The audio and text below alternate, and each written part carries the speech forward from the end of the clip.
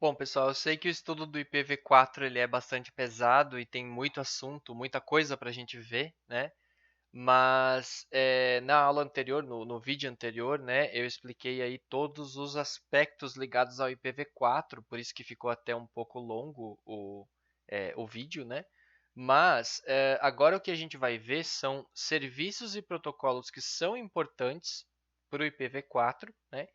Eles existem no IPv6 também, tá? Com versões similares, com serviços similares, mas esses que eu vou mostrar para vocês, eles são especificamente voltados ao IPv4. Tá? O primeiro deles é o NAT, que é a tradução de endereço de rede, ou Network Address Translation. Né? Então, o que acontece com o NAT? O NAT foi criado para reduzir o número de endereços públicos na internet, permitindo que uma rede com endereço privado tenha acesso à internet. Tá? Já vai ficar um pouco mais claro esse conceito.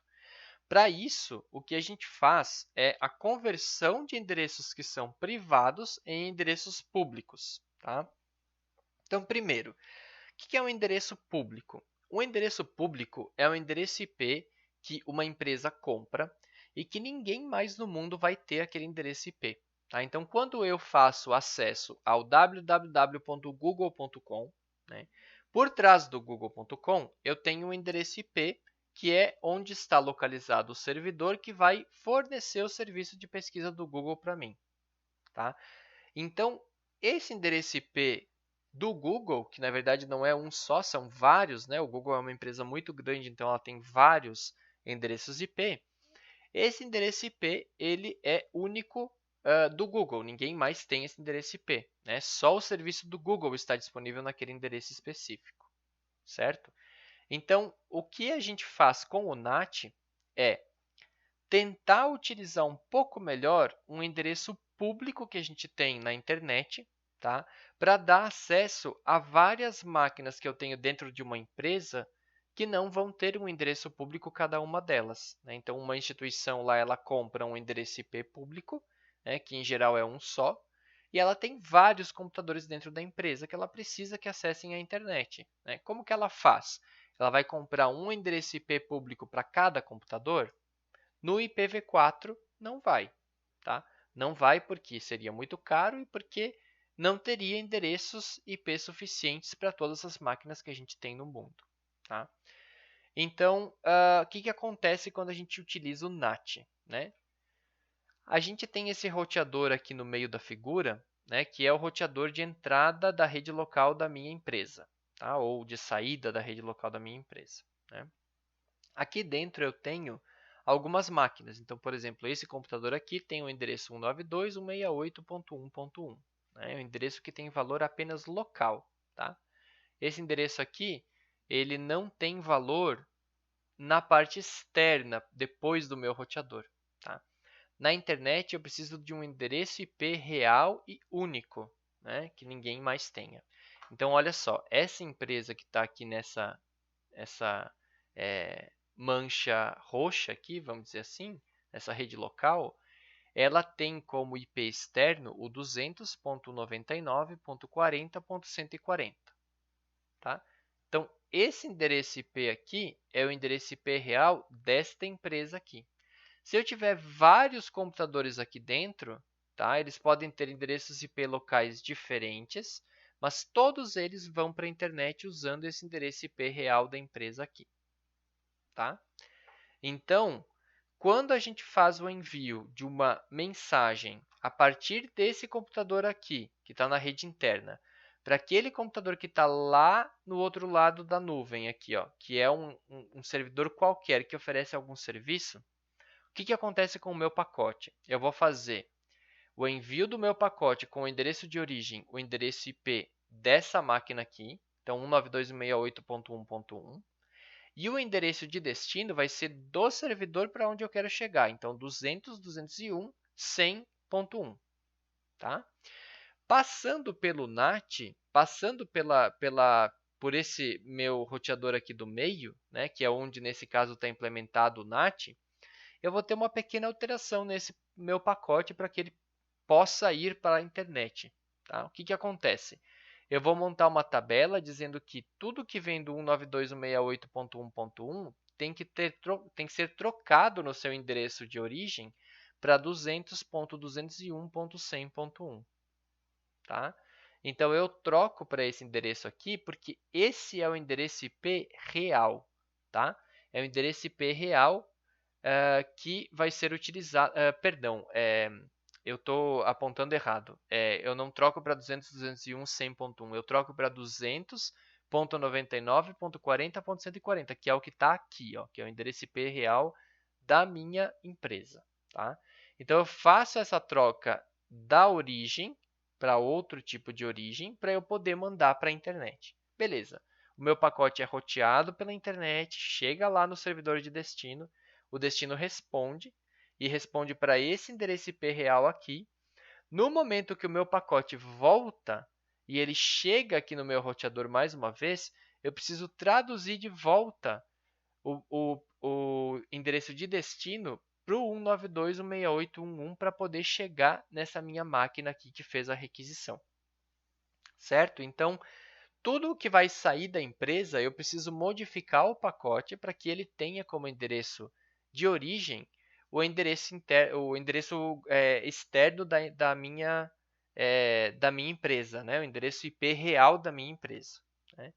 E daí, na hora de receber a resposta, eu preciso fazer essa tradução mais uma vez para poder mandar na minha rede interna para o computador que tem que receber aquela resposta. Tá? Então, é uma forma da gente utilizar um único endereço IP numa empresa para que várias máquinas que estão dentro da minha rede local possam sair, né, com requisições para a internet, para servidores que estão espalhados pela internet.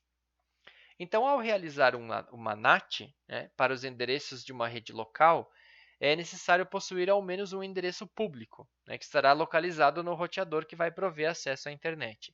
Esse roteador irá alterar o conteúdo do cabeçalho do pacote, trocando o endereço privado de origem pelo endereço público, para que esse pacote possa trafegar na internet e depois conseguir voltar até a minha empresa. Né? Esse mapeamento é armazenado numa tabela NAT e o pacote é encaminhado. Por que é armazenado na tabela NAT? Para que a gente possa depois fazer o processo contrário quando a resposta chegar. Ao responder, o host da internet vai endereçar o pacote ao endereço interno global, porque foi esse que enviou, né, que é o nosso endereço IP real da empresa. Ao receber a resposta, o roteador vai saber que essa é uma resposta para o host interno, porque ele tem essa informação na tabela NAT dele. Então, ele consegue encaminhar para a máquina que originou aquela solicitação ou aquela requisição.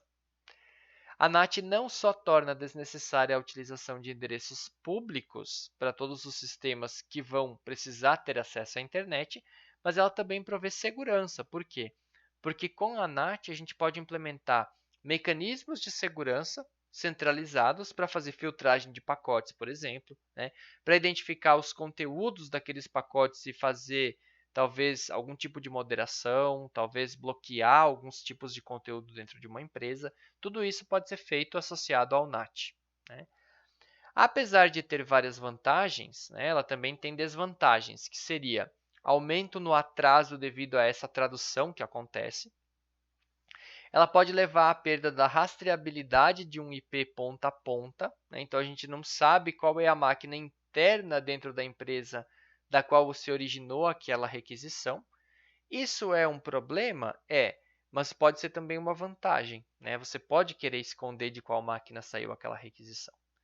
E alguns programas podem ter problemas para funcionar adequadamente por conta do NAT. É uma coisa que já não acontece mais tanto, mas se for um programa mais antigo, pode acontecer algum tipo de problema.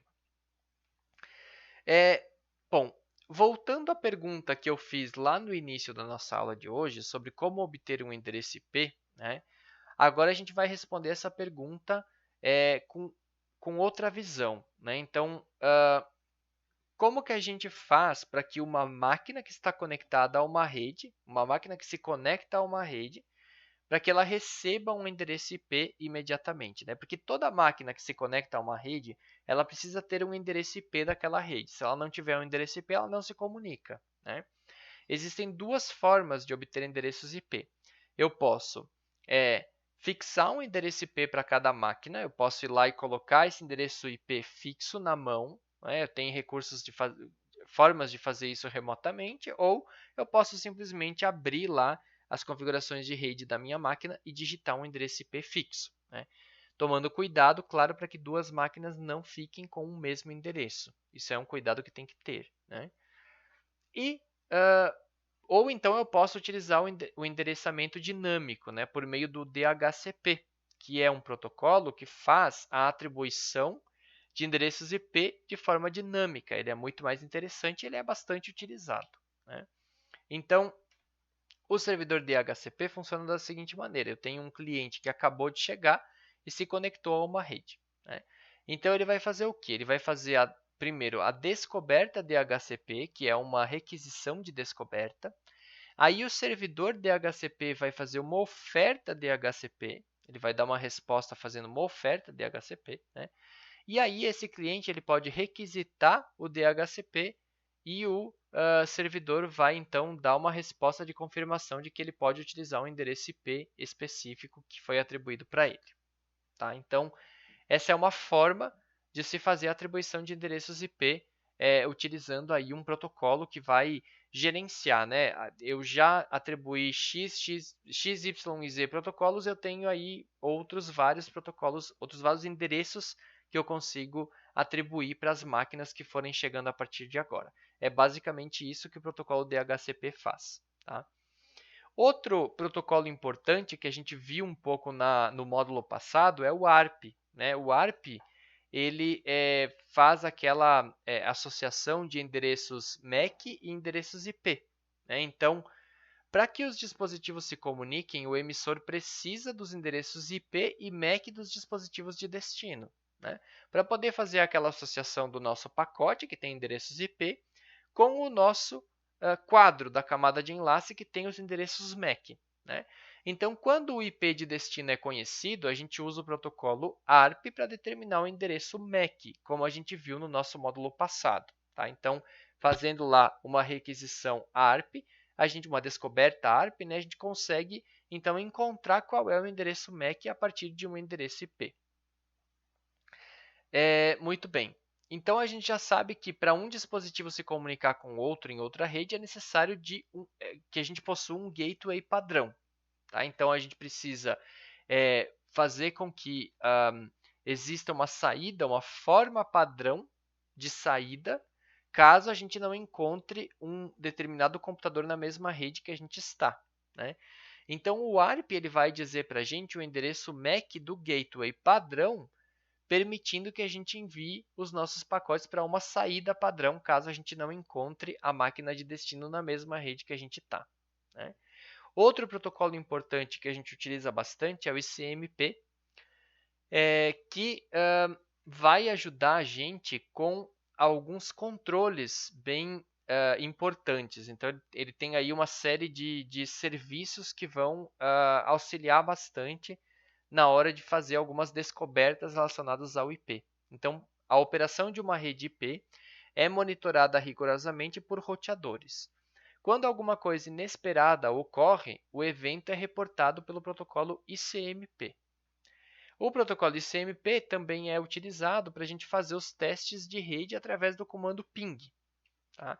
Então, o ICMP ele utiliza mensagens para realizar as suas tarefas e ele tem lá algumas mensagens definidas na RFC, que seria o documento que definiu o ICMP, né?